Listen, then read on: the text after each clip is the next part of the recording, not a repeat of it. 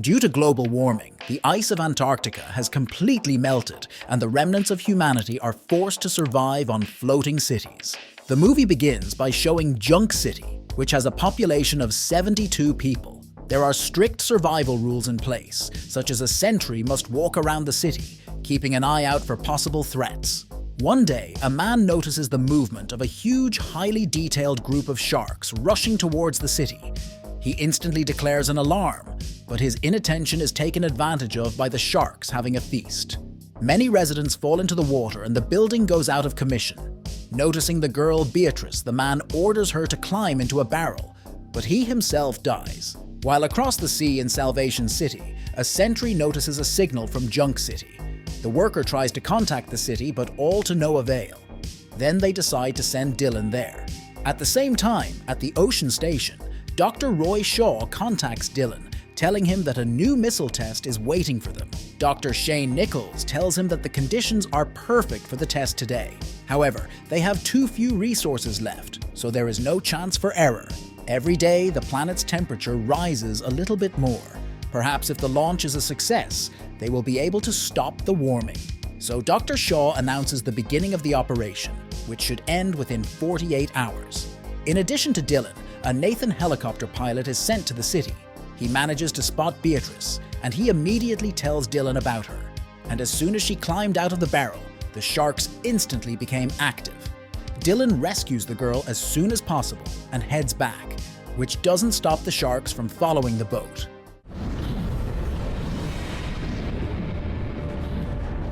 During the trip, the man gives them some water, but asks them not to drink too much, as purified water is too expensive.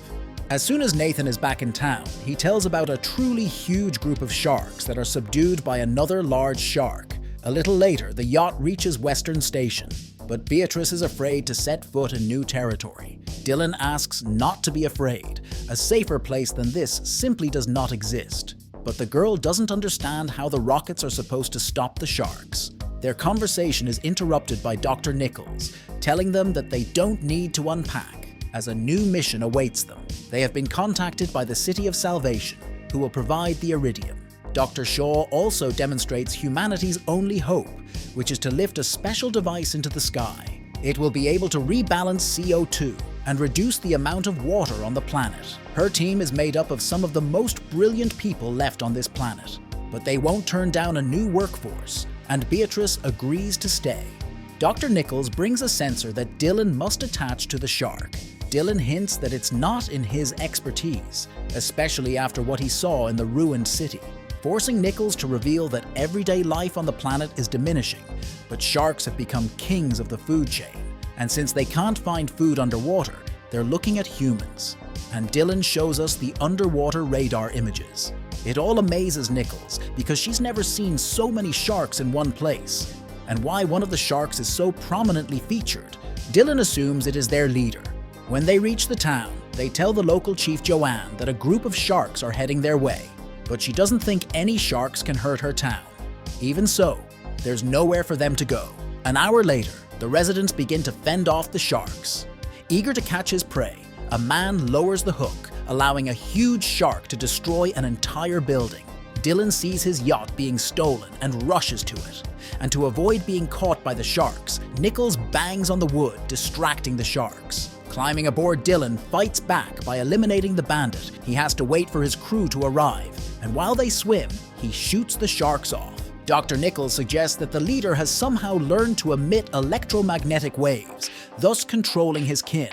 Watching the screen, Dylan notices that the sharks are swimming right behind them. Dr. Shaw asks the workers to speed up the launch of the rocket. She tells them that there is an underwater volcano near them, which can be awakened. This does not really suit the team, because before that, it is necessary to deliver the equipment directly to the volcano. And it is in this that the pilot Nathan will help them. After taking the sensor, the man flies away, but in an attempt to drop the device as accurately as possible, one of the sharks manages to tip the helicopter into the sea, thus killing Nathan. But at least the device was not damaged. Dylan thinks they can get this boat up to 30 knots, which means they'll be able to activate the device without getting hit by the volcano. Dr. Nichols is kiteboarding to retrieve the device, while Dr. Shaw announces that it won't be long before it starts and they need to be ready. The workers turn on the computers and activate the climate weapon. To be safe, they will have to leave the station and activate the missile remotely. Meanwhile, Nichols skillfully dodges all the sharks and sets the device in place. Dr. Shaw announces that the device has descended to the volcano, and now that the scientists are all set, the countdown is on. A huge electrical column rises into the sky, and once it reaches the atmosphere,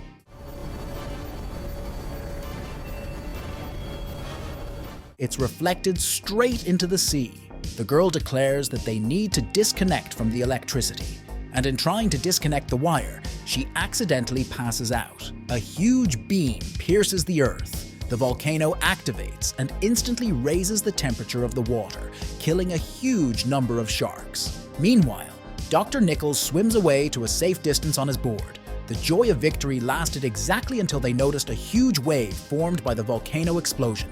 Dylan realizes that they can't swim away. They will have to somehow contain the shock. At this time, Nichols is pestered by a large shark from which she easily dodges, but loses her board, falling straight into the water. At that moment, a yacht approaches her. Grabbing a spear with a sensor doctor, Shaw attacks the shark. A little later, they all make their way to Western with the Iridium. There, they get the news that the station has run out of power and it will take 3 days to restore it. But the water pumps have also failed, and the station is sinking underwater by the minute.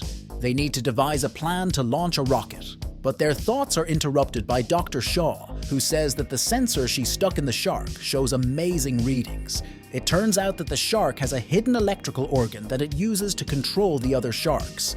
They can use it as a big battery. As a new batch of sharks approaches the compound, Dylan tries to figure out how she will manage to control the shark, but Shaw assures her that control is completely unnecessary.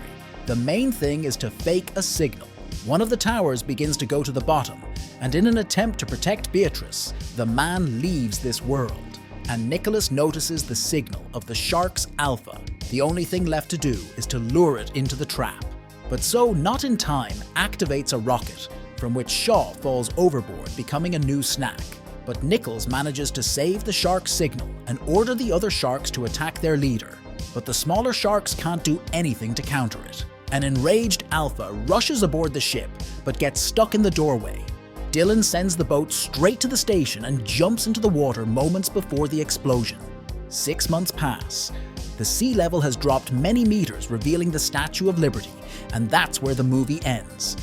Let us know in the comments what you think of the movie. We'll be right back. Bye.